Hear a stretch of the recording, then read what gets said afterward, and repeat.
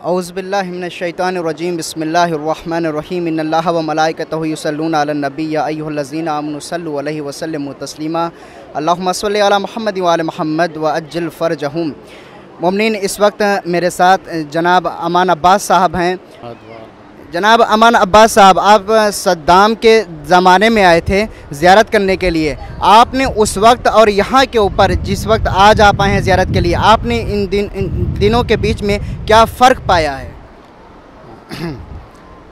सद्दाम के दौर में दरअसल मैं अपने रोज़नामा सहाफ़त की तरफ से, मेरा अखबार लखनऊ से शाया होता था उस वक्त खाली, तो एक गुडविल डेलीगेशन में आया था जो यूनाइटेड नेशन ने परमिट किया था ऑयल अगेंस्ट फूड पॉलिसी के तहत। तो लेकिन यहाँ वो गुडविल डेलीगेशन को पूरे सबसे पहले बगदाद एयरपोर्ट पे उतरने के बाद होटल गए, वहाँ से सीधे करबला लाया गया था ज़ियारत के लिए, अल्हम्दुलिल्लाह। तो तब ये शरफ़ हमें मौला के सदक़े में हाज़िर हुआ था। तो उस वक़्त में और इस वक्त में अगर कहा जाए कि ज़मीन आसमान का जो मुहावरा है कि फ़र्क है, वो नज़र आता है। उस वक्त न सिर्फ यहाँ मतलब शहर करबला में, बल्कि जहाँ जहाँ मैं बगदाद से रास्ते में होता हुआ यहाँ आया, हर तरफ एक वीरानी और मुर्दानगी सी छाई भी थी। और आप जिसे कहिए, इस वक्त अल्हम्दुलिल्लाह हर तरफ ज़हरा के लाल का नूर फैला हुआ है।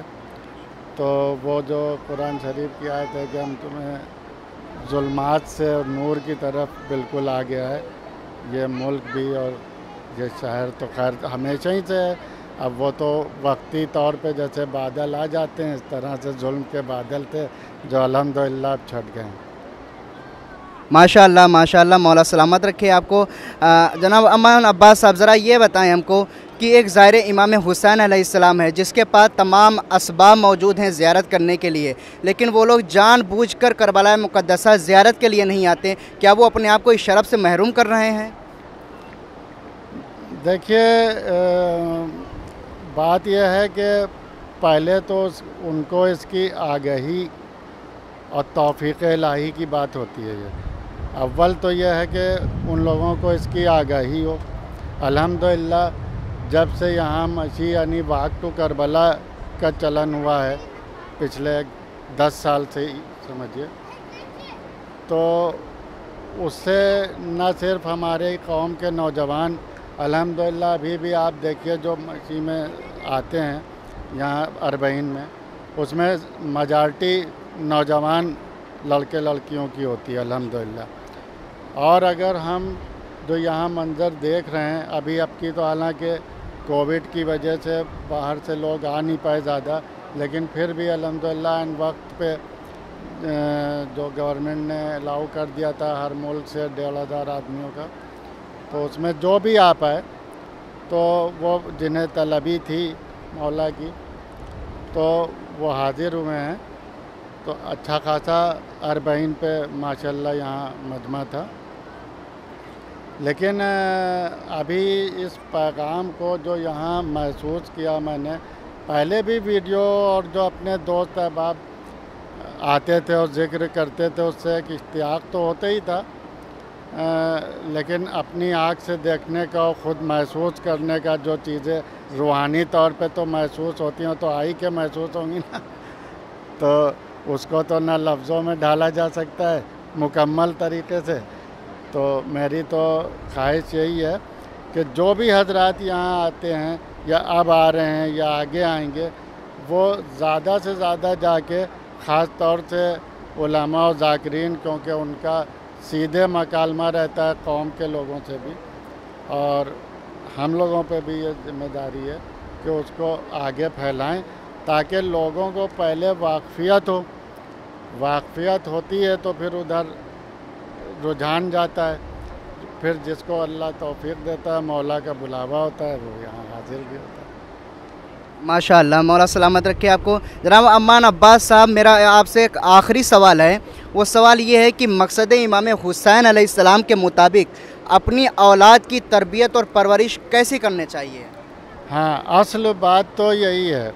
देखिए, हम लोग एक अरसे से इसके लिए जद्दोजहद भी कर रहे हैं और उसमें मुझको काफ़ी तनकीद का भी निशाना बनाया जाता है, क्योंकि अभी हमारे साथ कुछ लोग तो जुड़े हैं हमारी आवाज़ में आवाज़ मिला के। आप ऐसे नौजवानों की ज़रूरत है, जैसे आपने अभी ये सवाल पूछा, ये वक्त की ज़रूरत है।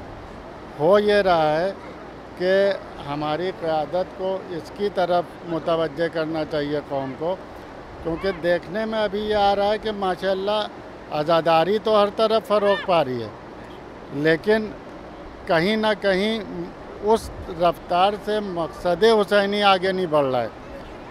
तो अब हम लोगों की ख़ास तौर से आप हजरात की उम्र के नौजवान लोगों की ये ज़िम्मेदारी है और बुज़ुर्गों की ये ज़िम्मेदारी है और उलमा किराम की और ज़ाकिरीन हजरात की कि वो उधर मुतवज्जे करें और जो लोग इस काम में लगे हैं उनके साथ शाना बछाना चलें और उनको मॉरल सपोर्ट दें कि उनका हौसला बढ़े और वो लोगों को ज़्यादा से ज़्यादा इसकी तबलीग करें। क्योंकि यहाँ जो मंज़र नज़र आता है कि कोई मुख्तलिफ़ ज़बानों के जानने वाले, कोई वाक़फ़ियत नहीं, कोई ज़बान से मकालमा नहीं, एक दूसरे की बात नहीं समझ सकते, लेकिन अल्हम्दुलिल्लाह हर आदमी एक दूसरे के लिए बिछा जा रहा है। खिदमत का जज्बा और क्या कर दें, मसावात का अमली नमूना यहाँ नज़र आता है कि आप कह ही नहीं सकते कि कौन अफसर है, कौन करोड़पति है और कौन फ़कीर है और कौन मुफलिस है, सब एक ही लाइन में। मतलब अमली नमूना अगर मसावात का देखा जाए तो वह आपको यहीं करबला में नज़र आएगा। मेरा दावा है कि कहीं और नज़र नहीं आएगा। ये जज्बा और ये नज़ारा अमली तौर पे कहीं नज़र नहीं आएगा।